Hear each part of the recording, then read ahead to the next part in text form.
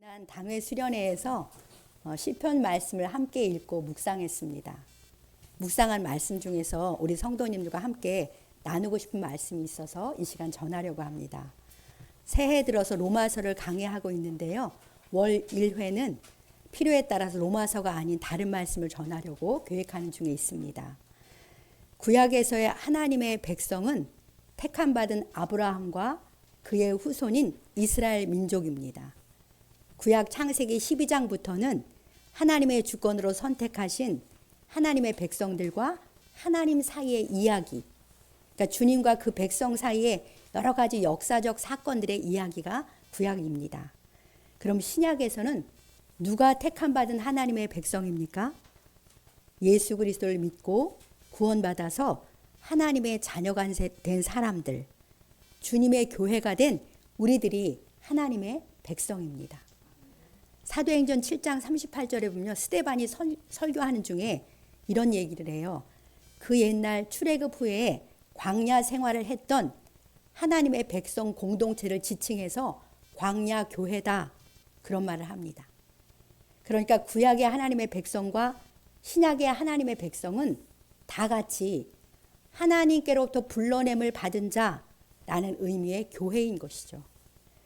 구약의 하나님의 백성이며 광야 교회였던 그 사람들과 하나님과의 관계를 오늘 엿보면서 오늘날 하나님의 백성이며 주님의 교회인 우리에게 주시는 우리 주님의 음성을 듣기 원합니다.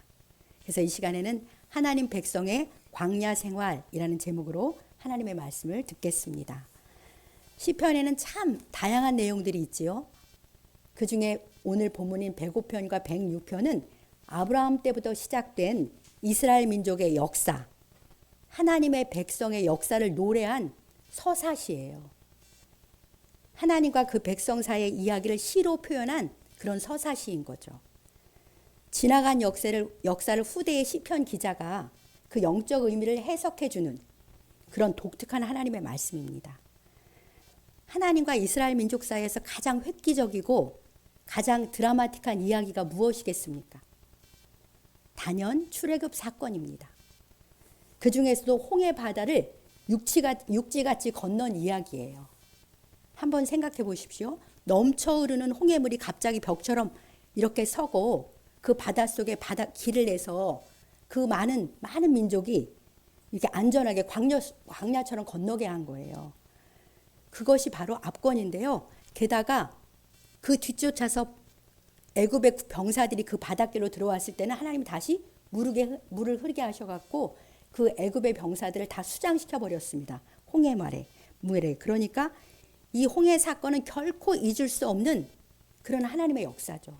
우리가 상상만 해도 놀라운데 직접 경험한 그들은 어떻게 그것을 잊을 수가 있겠습니까? 시편 서사시의 단골 주제는 바로 이 출애굽 사건과 홍해 사건이에요.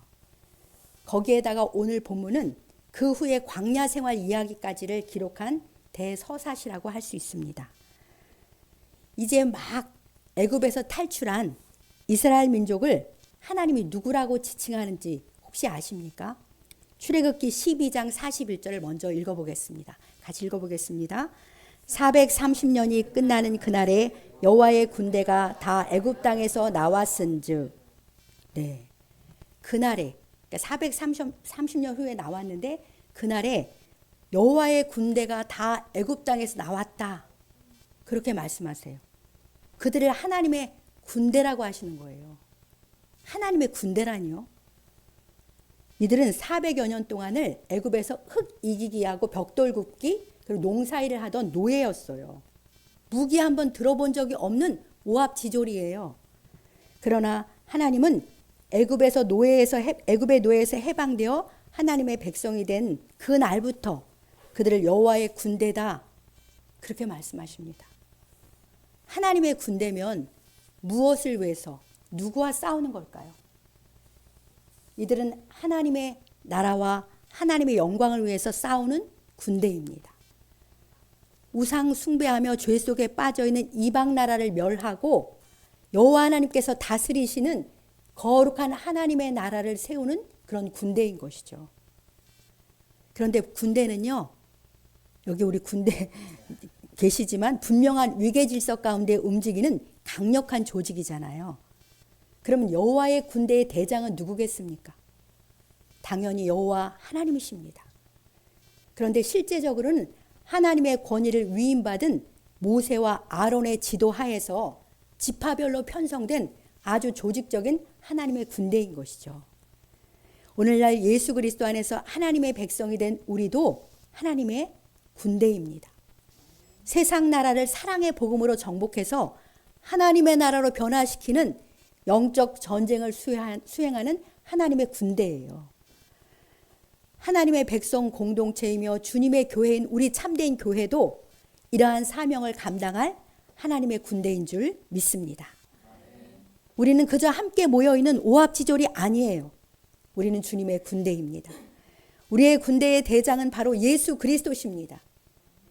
우리는 주님께로부터 권위를 위임받은 목사를 중심으로 하나가 되어서 이 거룩한 사명을 감당할 강한 예수 그리스도의 군대인 줄 믿습니다.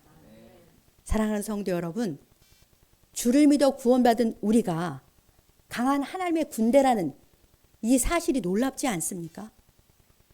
구원받은 우리는 그리스도의 군대 공동체예요. 공동체로 존재하면서 주 안에서 하나 되어서 함께 이 거룩한 부르심을 이루어가는 우리들이라는 사실을 염두에 두고 오늘 말씀을 들으시기 바랍니다. 오늘 본문 시편 106편 12절을 같이 읽겠습니다.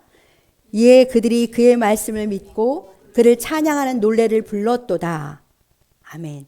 이에는 바로 앞에는 홍해를 건넌 이야기를 하는 거예요. 이 놀라운 홍해 구원을 경험하고는 이스라엘이 하나님의 말씀을 믿었고 하나님을 찬양하는 노래를 불렀다. 그렇게 말씀하십니다.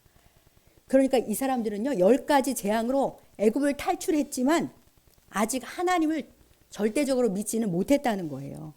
그런데 홍해를 육지같이 건넌 후에야 그 구원을 경험하고서야 하나님의 말씀을 믿게 된 것입니다. 그리고 드디어 하나님을 찬양하는 노래를 불러요. 출애굽기 15장을 보면 모세와 미리암을 중심으로 홍해를 건너게 하신 하나님을 찬양하면서 하나님께 영광을 돌립니다. 애굽하고는 완전히 구별하셨잖아요. 자기들은 육지같이 건너게 하고 애굽은 수장시켰으니까 그 자신들을 구원해 주신 하나님의 특별한 사랑, 그리고 크고 놀라운 구원의 능력을 그들이 어찌 믿지 않고 어찌 찬양하지 않겠습니까? 오늘날 하나님의 백성인 우리도 결코 잊을 수 없는 주님의 특별한 사랑을 경험하지 않았습니까? 하나님이신 예수님께서 하나님으로서 영광 보좌를 버리시고 우리와 같은 사람이 되셔서 우리 곁에 오셨어요. 하나님이 사람이 되시다니요. 이 신비로운 사랑의 역사는 홍해물이 마른 것과는 전혀 다른 차원의 그런 역사인 것이죠. 우리처럼 사람이 되신 성자 예수님은 완전히 의로운 삶을 사시고는 저와 여러분들의 모든 죄악을 짊어지시고 십자가에 못 박혀 죽임당하심으로써 또 피 흘려 주심으로써 우리를 모든 죄에서 속량해 주셨습니다. 그리고 3일 만에 부활하심으로 우리를 의롭다 그렇게 해주셨잖아요. 그러니 우리도 이 신비로운 주님의 사랑을, 그 능력을 결코 잊지 않고 날마다 찬양으로 주께 영광을 돌려야겠습니다. 이제 그러나 13, 14절을 보십시오. 13, 14절 같이 읽어보겠습니다. 그러나 그들은 그가 행하신 일을 곧 잊어버리며 그의 가르침을 기다리지 아니하고 광야에서 욕심을 크게 내며 사막에서 하나님을 시험하였도다. 아멘. 이 엄청난 기적을 경험하고는 주님을 믿고 찬양했지만 그들은 이 모든 구원의 은혜와 능력을 곧 잊어버렸습니다. 그 큰 은혜를 목격하고도 참 빨리도 잊어버리지 않아요? 이것이 사람의 본성, 우리의 본성입니다. 은혜는 금세 잊어버리는 그것이 우리의 속성이잖아요. 이들은 은혜는 곧 잊고 나서 왕이신 자기 하나님이 어떤 분이신지 또 그분의 가르침과 인도에는 전혀 관심이 없어요. 그럼 홍해를 탈출한 후에 그들의 관심은 무엇이었을까요? 내 욕심, 내가 잘 먹고 잘 사는 것에만 온통 관심이 쏠린 거예요. 이스라엘 백성들은 홍해를 건너서 광야에 들어온 지 얼마 지나지 않아서 욕심을 크게 냅니다. 민수기 11장에 보면 이 광야에는 고기도 없고 맛있는 채소도 없다면서 먹고 싶은 것 마음껏 먹었던 차라리 애굽이 낫겠다. 그러면서 모세를 심하게 원망해요. 이 일로 모세는 하나님께 가서 내가 이들을 낳았냐면서 막 항변을 하면서 차라리 날 죽여달라고 그렇게 고백할 정도가 돼요. 얼마나 힘들었으면 모세가 날 죽여달라고 했겠습니까? 사랑하는 성도 여러분, 이들이 광야에서 욕심을 크게 낸다는 사실이 어떻게 보이십니까? 정말 어리석어 보이지 않으세요? 광야에서 욕심을 크게 내봤자잖아요. 어차피 광야는 광야일 뿐이고 거기는 곧 지나가는 곳일 뿐입니다. 그런데 거기서 욕심을 크게 내고 하나님을 시험하는 이스라엘 백성들이 참 어리석어 보였어요. 이 말씀을 읽자마다 어떻게 광야에서 욕심을 크게 내지 이렇게 생각했는데 문제는 이 모습이 우리들의 모습, 내 모습이라는 거예요. 이들의 광야가 오늘 우리에게는 이 세상이잖아요. 우리도 이들처럼 이 세상에서 잘 먹고 잘 살려고 욕심을 크게 내며 하나님을 시험하며 원망합니다. 이 세상은 어차피 광야예요. 거친 곳이에요. 지나가는 곳일 뿐입니다. 그럼 왜 하나님은 그 백성을 바로 가나안으로 인도하시지 않고 광야를 거치게 하셨습니까? 거기서 이들을 훈련시켜서 하나님의 백성으로 하나님의 군대로 빚어가야 하기 때문이에요. 430년을 애굽의 노예로 살면서 배운 애굽의 문화와 가치를 빼내야 하거든요. 고달픈 노예 생활에 지쳤기 때문에 그들은 그저 생존에만 관심이 있었을 것입니다. 그래서 그러한 오합지졸을 여호와의 군대로 훈련시켜야 하기 때문에 이들을 광야로 하나님께서 이끄신 거예요. 아무것도 없는 험한 광야에서 이 세상에서 그들과 우리는 참 하나님의 백성으로 강한 하나님의 군대로 훈련되어지고 빚어지는 줄 믿습니다. 우리는 이러한 하나님의 사랑의 섭리를 믿음으로 잘 깨닫고 광야 같은 세상에서 우리를 구원하신 주님의 크신 은혜를 잊지 않고 날마다 기뻐하며 찬양하며 살아야겠습니다. 그래야 우리들의 정체성, 영광스러운 하나님의 백성이라는 그 자부심을 잃지 않게 되는 거예요. 이제는 우리의 새 주인이시며 왕이신 주님만을 의지하고 그분의 가르침에 귀를 기울이고 순종하며 살아야 합니다. 우리의 주인 되신 주님께서 이 광야에서 우리를 보호하시고 인도하시고 공급해 주시고 그러한 것을 경험하며 살아가는 곳이죠. 사랑하는 성도 여러분, 광야 같은 이 세상에서 헛된 욕심 부리지 말고 우리 주님의 구원에 감사하면서 찬송하며 살아갑시다. 구원받은 하나님의 백성, 부름받은 하나님의 군대라는 자부심으로 늘 충만하시기 바랍니다. 마침내 약속하신 아름다운 낙원인 하나님 나라로 우리를 인도하실 주님을 신뢰하며 주님을 기쁘게 따라가는 우리 모두가 되시길 우리 주님의 이름으로 간절히 축복합니다. 네, 15절을 함께 읽겠습니다. 그러므로 여호와께서는 그들이 요구한 것을 그들에게 주셨을지라도 그들의 영혼은 쇠약하게 하셨도다. 네, 이 말씀의 의미를 가만히 생각해 보시기 바랍니다. 하나님은 그 백성들이 욕심을 크게 부리면서 달라고 한 게 고기였어요. 근데 그 고기를 정말 많이 주세요. 동품을 불게 하셔서 메추라기를 지면에 1m 정도 쌓이도록 사방에서 그냥 메추라기가 가득하게 하시는 거예요. 그래서 온 백성이 한 달 동안 먹고도 남을 만큼. 그래서 그들은 고기 냄새가 싫어질 정도로 먹게 해주겠다. 하나님은 그래서 큰 욕심에 부응하세요. 그런데 그들이 고기가 이 사이, 씹다가 이 사이에 있을 때 하나님은 그들의 멸시와 원망에 대해서 진노하시면서 심히 큰 재앙으로 그들을 치십니다. 그래서 그곳을 기브롯 핫다와 탐욕의 무덤이라고 해요. 탐욕의 끝이 그렇다는 거예요. 이 시편 기자는 이것을 이렇게 해석하는 거예요. 하나님께서 그들이 요구한 것을 주셨을지라도 그들의 영혼은 쇠약하게 하셨다. 그렇게 해석해 줍니다. 무슨 말씀입니까? 우리가 이 세상에서 잘 먹고 잘 살겠다고 큰 욕심 부리면서 도무지 하나님의 가르침에는 관심이 없이 살 때 하나님 우리가 욕심내는 것들, 우리가 요구하는 것들 주시기도 한다는 거예요. 그것도 아주 많이 주실 수도 있습니다. 부와 성공을 주실 수도 있고요.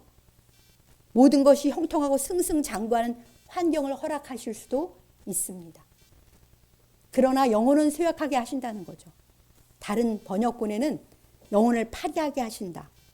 속이 뒤틀려 아프게 하신다. 그렇게 번역되어 있어요. 왜 그렇겠습니까? 하나님의 구원의 은혜는 있고 그분의 가르침에는 관심이 없으니까요. 한마디로 하나님의 백성이란 정체성은 다 잊어버리고 세상 사람과 똑같은 관심으로 살기 때문에 하나님이 그렇게 하신다는 거예요. 내 욕심대로 원하는 것을 소유한다 해도 그것을 누리지는 못하게 하신다는 겁니다. 다 가졌는데 인격이 병들어 타락할 수도 있잖아요. 마음이 병들어 평안이 없기도 합니다. 또 육체가 병들 수도 있고 정말 뜻밖의 것을 치셔서 지금까지 욕심부리며 소유한 것이 아무런 소용도 의미도 없게 하신다는 말씀이에요. 참 두려운 하나님의 말씀 아닙니까? 우리 성도님들 어떠셔요? 이런 일들을 우리는 종종 듣고 보았습니다. 가졌어도 누리지 못하면 소용이 없잖아요. 그러니까 인간적인 기준으로 많이 소유하고 부족함이 없고 형통한 것이 곧 복은 아닙니다. 진정한 복은 주님의 가르침에 귀를 기울이면서 순종하며 주와 동행하는 것이 진실로 복된 사람인 거예요. 우리 주님과 신뢰와 사랑의 관계 가운데서 주님을 소유하며 살아가는 것이 진정한 복인 줄 믿습니다. 우리의 왕이신 우리 주님께 순종하며 살아가심으로써 성령 안에서 의와 평강과 희락인 하나님 나라를 누리며 사는 복이 우리 모두에게 늘 충만하시길 우리 주님의 이름으로 축복합니다. 이제 16절과 18절을 같이 16절에서 18절까지를 함께 읽겠습니다. 그들이 진영에서 모세와 여호와의 거룩한 자 아론을 질투하며 땅이 갈라져 다단을 삼키며 아비랑의 당을 덮었고 불이 그들의 당에 붙으며 화염이 악인들을 살랐도다. 아멘. 광야 생활 중에 있었던 또 다른 에피소드 하나를 말씀하시면서 우리를 교훈해 주세요.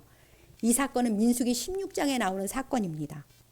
광야 생활하는 중에서 레위 자손인 고라와 그 다음에 르우벤 자손인 다단과 아비람의 주동해서 당을 지어요. 당을 짓고 모세와 아론 지도자를 거스리고 반기를 드는 그런 내용입니다. 지휘관 25명, 250명도 동참을 합니다.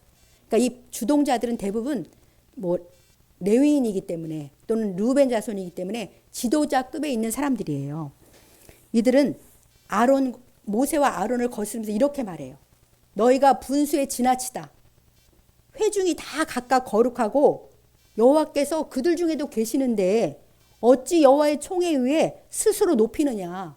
왜 스스로 왕이 되느냐면서 모세와 아론을 거스리면서 심하게 반기를 들어요.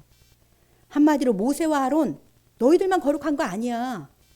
백성도 다 거룩하고 하나님께서 너희들과만 함께 하시는 거 아니야. 우리들 중에도 계셔. 왜 여호와의 총에 의해 너희들 스스로 높이냐? 왜 스스로 왕이 되려고 하냐? 그러면서 하나님이 세우신 리더십을 인정하지 않는 사건이 발생합니다. 이들이 하나님이 세우신 지도자 모세와 아론을 거스린 이유를 무엇이라고 해석해 줍니까? 우리 16절을 보면 그들이 진영에서 모세와 여호와의 거룩한 자 아론을 질투하며 라고 말해요. 자, 그들이 진영에서 라고 하잖아요. 진영이 무엇입니까? 진영은 군대가 진을 치는 곳이에요. 그러니까 이들은 군대로 진치고 있는 거예요. 진영. 전쟁 중인 거나 마찬가지죠. 그 군대의 진영에서 지도자 모세와 하나님의 거룩한 기름을 부어 세우신 아론을 질투했다. 너희만 거룩하냐? 너희만 특별하냐? 면서 이들의 지도를 따르기를 원치 않았던 것입니다. 그러자 모세는 이들의 반기를 여호와를 거스리는도다 그렇게 말하면서 너희는 우리를 거스리고 있는 줄 알지만 사실은 하나님을 거스리고 있는 거야. 그러면서 아론을 굉장히 비방했나 봐요. 아론이 어떤 사람이기에 너희가 그를 원망하느냐면서 모세가 아주 굉장히 분개해요. 그 결과 하나님께로부터 어떤 징벌을 받았는지가 바로 17, 18절인 거죠. 땅이 갈라져 다단을 삼키며 아비랑의 당을 덮었고, 그렇습니다. 땅이 갈라져서 그들이 다 땅속에 삼킴을 당해요. 그리고 불이 붙어서 화염이 그들을 살랐는데 반역에 가담한 사람들을 다 불로 살라버립니다. 사랑하는 성도 여러분, 하나님께서 왜 이렇게 이들을 엄하게 징벌하셨을까요? 하나님께서 세우신 모세와 아론을 거스린 것을 여호와를 거스렸다고 하면서 큰 징벌을 내리세요. 이 사건의 시작과 경위, 결과를 통해서 오늘 우리에게 주시는 교훈은 무엇이겠습니까? 이들은 여호와의 군대잖아요. 군대로서 진영별로 진을 치고 있었어요. 하나님께서 주신 약속이며 사명인 가나안을 정복하여서 하나님의 나라로 세워가기 위해서 나아가고 있는 하나님의 군대입니다. 군대는 분명한 목적을 위해서 일사불란한 조직 운영이 있어야 하잖아요. 그렇지 않으면 함께 모여 있어 봤자 오합지졸일 뿐인 거예요. 전쟁 중에서 내 생각을 주장하면서 지도자를 따르지 않는다면 전쟁의 승리는 고사하고 싸울 수도 없어요. 우리는 그리스도의 군대입니다. 우리 주님 예수 그리스도께서 우리에게 준 약속을 믿고 지상 사명을 수행해야 할 하나님의 군대예요. 영적인 군대입니다. 이 사명을 위해 하나님께서는 지도자를 기름 부어 세우시고 그 지도자의 지도를 따르면서 하나 되어 나가라, 그렇게 하시는 것이죠.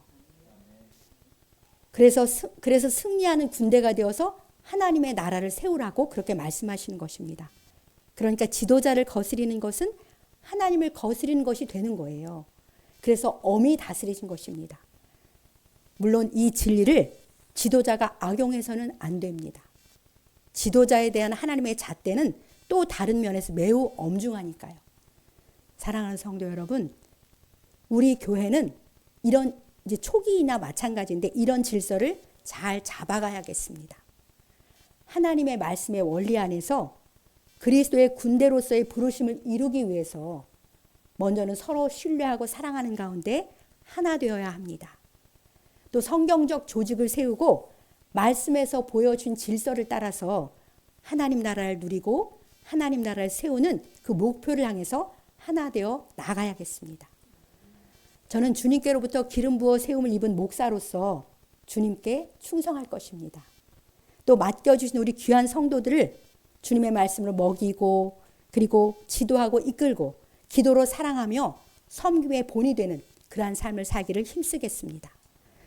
우리 성도님들도 제가 부족함이 있을지라도 하나님께서 세우신 지도자라는 믿음으로 성경적 질서를 따라서 순종하며 저와 함께 주님의 나라를 위해서 힘써 달려가시기 바랍니다. 그래야 우리의 대장 되신 주님께서 마음껏 쓰시는 주님의 군대로서 날마다 이기며 정복하며 하나님 나라를 세워가는 우리 교회가 되기를 간절히 소망합니다. 이제 18, 19절에서는 호렙에서 금송아지를 만들어서 우상 숭배한 이스라엘 백성의 죄를 말씀하시고요. 이들이 광야에서 탐욕과 교만과 우상 숭배의 죄를 짓는 원인을 21, 22절로 진단해 주십니다. 우리 21, 22절을 같이 읽어보겠습니다. 애굽에서 큰 일을 행하신 그의 구원자 하나님을 그들이 잊었나니 그는 함의 땅에서 기사와 홍해에서 놀랄만한 일을 행하신 이시로다. 아멘. 그렇습니다.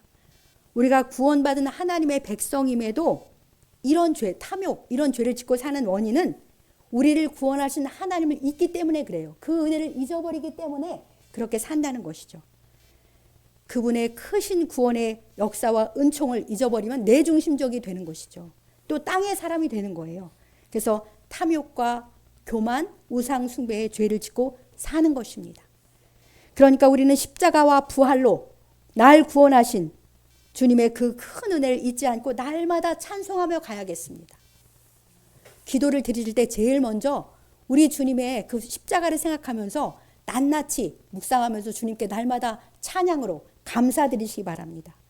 그럴 때 우리는 그 구원의 은혜를 잊지 않고 내가 하나님의 자녀다, 구원받은 하나님의 백성이라는 정체성 가운데 주와 동행하는 삶에 힘쓰게 되는 것입니다.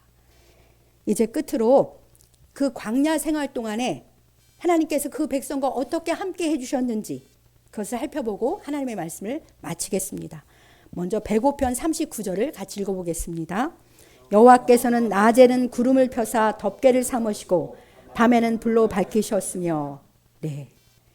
그렇게 우리 백성들이 탐욕과 여러 가지 죄를 지었잖아요. 근데 하나님은요, 그 광야 생활을 하는 백성들을 이렇게 보호하시고 인도해 주셨어요.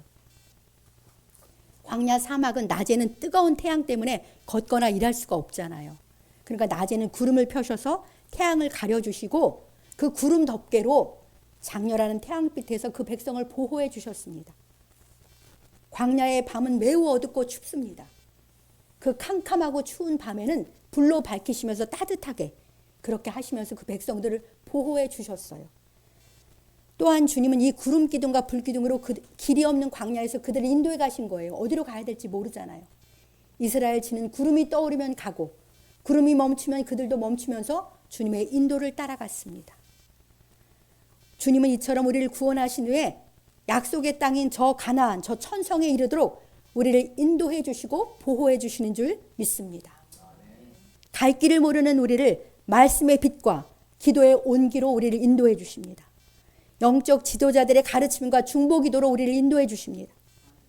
또 이 험한 세상에서 때로는 우리를 태울 것 같은 고난, 거기서 보호해 주시고요. 어둡고 옴짝달싹 못사게 하는 두려움에서도 주님은 우리를 보호해 주십니다. 이기게 하십니다. 지금까지 우리가 이런 주님의 보호와 인도를 받아왔습니다. 이제까지와 같이 앞으로도 우리 주님은 그 사랑과 신실하심으로 우리의 완전한 보호자와 인도자가 되실 것을 믿습니다. 제 끝으로 40절 41절을 같이 읽겠습니다. 그들이 구한 중 메추라기를 가져오시고 또 하늘의 양식으로 그들을 만족하게 하셨도다. 반석을 여신 즉 물이 흘러나와 마른 땅에 강같이 흘렀으니. 아멘. 하나님이 먹을 것이 없는 광야에서 그 백성의 필요를 공급해 주신 거예요. 보호자가 되셨죠. 인도자가 되셨죠. 공급자가 되시는 것입니다. 메추라기도 주시고 하늘 양식인 만나를 날마다 내리셔서 만족하게 하셨다는 거예요. 광야 사막에는 물이 없는 게 당연하잖아요. 그러니까 늘 갈증을 느낄 텐데 거기서 반석에서 물이 흘러나와서 강같이 흘러나와서 마시게 하셨다. 하나님께서는 그들의 왕으로서 아버지로서 늘 그들과 함께 하시며 그들의 모든 필요를 친히 공급하시면서 광야를 지나게 하셨습니다. 사랑하는 성도 여러분, 이 말씀을 들으니 우리 예수님이 우리의 하늘 만나 생명의 떡이 되심이 저절로 떠오르지 않으세요? 또 생수의 강이 흘러나오는 우리의 반석이신 예수님이 저절로 떠오릅니다. 광야 사막과 같은 이 세상길을 가는 동안에 우리는 필연적으로 주림과 목마름을 경험합니다. 그러나 걱정하지 마십시오. 우리 안에 오신 우리 주님께서 우리의 하늘 만나 생명의 떡이 되십니다. 우리는 믿음으로 생명의 떡이신 주님을 먹으면 돼요. 그래서 영혼의 굶주림에서 벗어나서 영생과 풍성한 삶을 누리며 만족을 누리며 갈 수 있는 것입니다. 메마른 세상에서 목마를 때가 있지만 우리 안에 생수의 강이 흘러나오는 반석 되신 주님께서, 성령께서 계십니다. 영혼의 목마름을 채우기 위해서 우리의 반석인 주님께 더 가까이 나아갑시다. 반석인 주님께로부터 생수가 넘치게 흘러나와서 메마른 우리의 심령이 강같이 흐르게 하실 줄 믿습니다.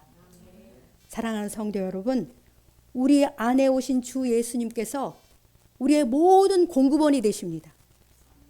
생명의 떡으로서, 생수의 강이 흘러나오는 반석으로서 우리를 만족해 하시고 우리를 흡족해 하시는 우리 주님이십니다.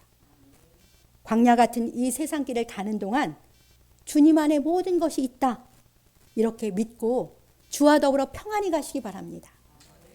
우리 주님이 내 곁에 계시고 내 안에 계시잖아요. 우리의 모든 것 되시는 주님을 소유한 놀라운 하나님의 백성이며 강한 그리스도의 군대입니다. 이렇게 고백하시기 바랍니다. 주님은 한 분이면 됩니다. 주님 안에 모든 것이 있습니다. 주님이면 만족하고 충분합니다. 이렇게 고백하시면서 주와 함께, 공동체와 함께 날마다 하나님 나라를 누리며 하나님 나라를 세우는 우리 모두가 되시길, 우리 교회가 되시길 주님의 이름으로 간절히 축복합니다.